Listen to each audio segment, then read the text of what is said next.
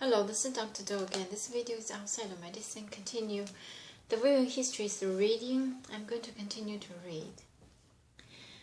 After you have purified the Levites and presented them as a wave offering, they are to come to do their work at the tent of meeting.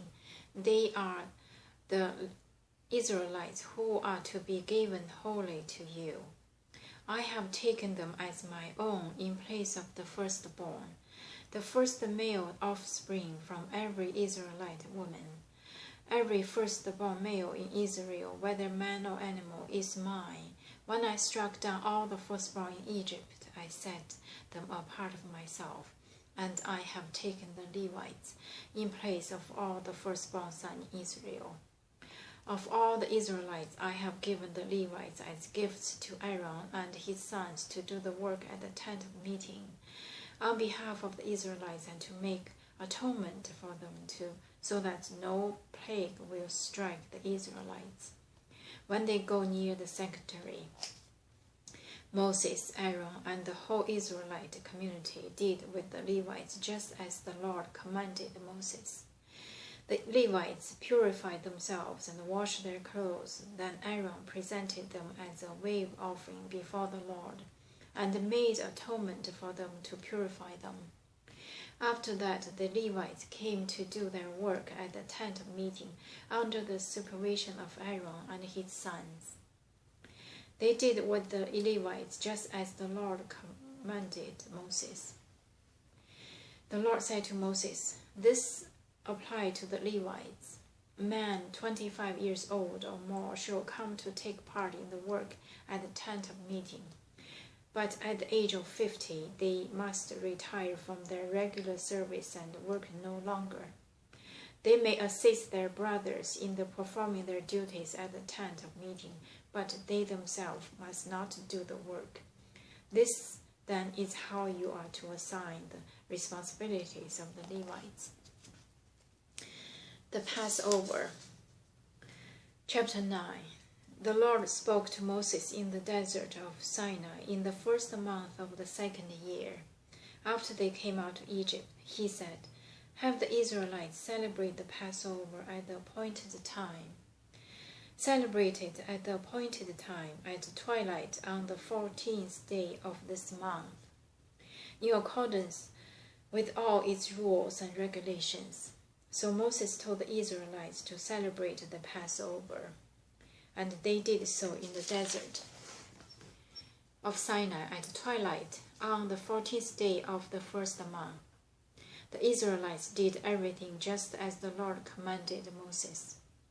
But some of them could not celebrate the Passover on that day because they were ceremonially unclean on the account of a dead body. So they came to Moses and Aaron that same day and said to Moses, "We have become unclean because of a dead body, but why should we be kept from presenting the Lord's offering with the other Israelites at the appointed time?" Moses answered them, "Wait until I find out what the Lord commands concerning you." Then the Lord said to Moses, "Tell the Israelites, when any of you or your descendants are unclean because of dead body or are away on the journey, they may still celebrate the Lord's Passover. They are to celebrate it on the 14th day of the second month at twilight.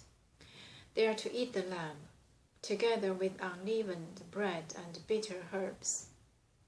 They must not leave any of it till morning or break any of its bones.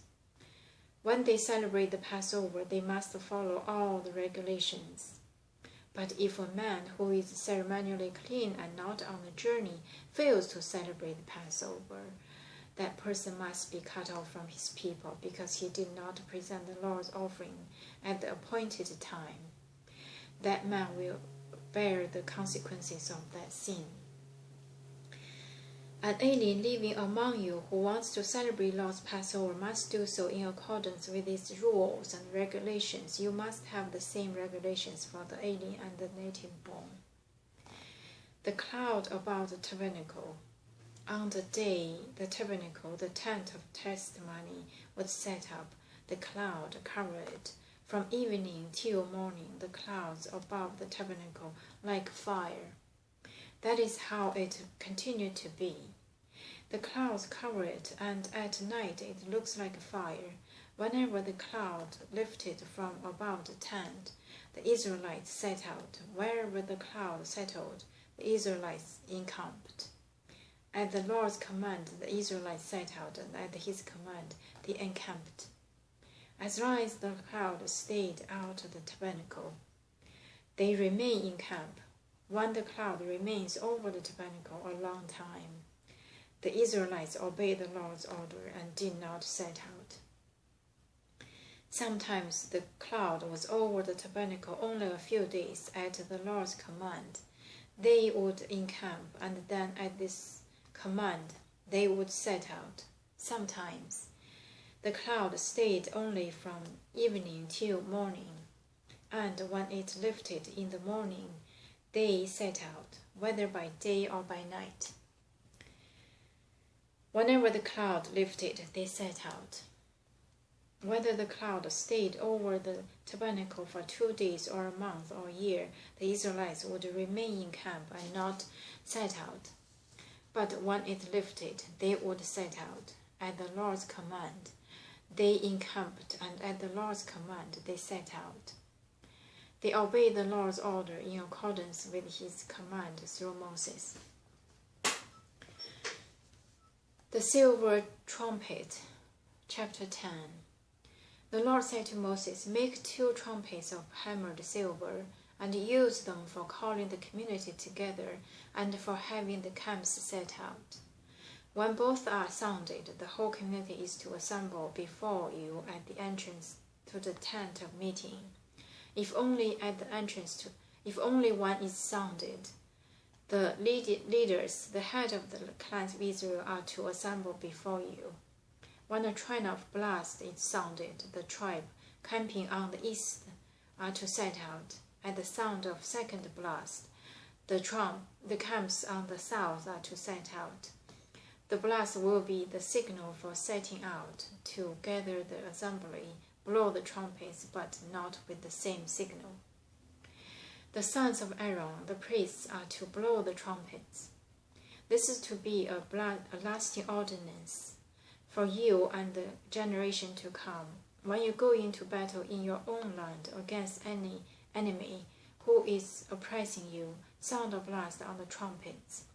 Then you will be remembered by the Lord your God and rescued from your enemies. Also at your times of rejoice, your appointed feasts and new moon festivals, you are to sound the trumpets over your burnt offerings and fellowship offerings, and they will be a memorial for you before your God. I am the Lord your God." I'm going to stop here today and continue next time. Thank you for watching.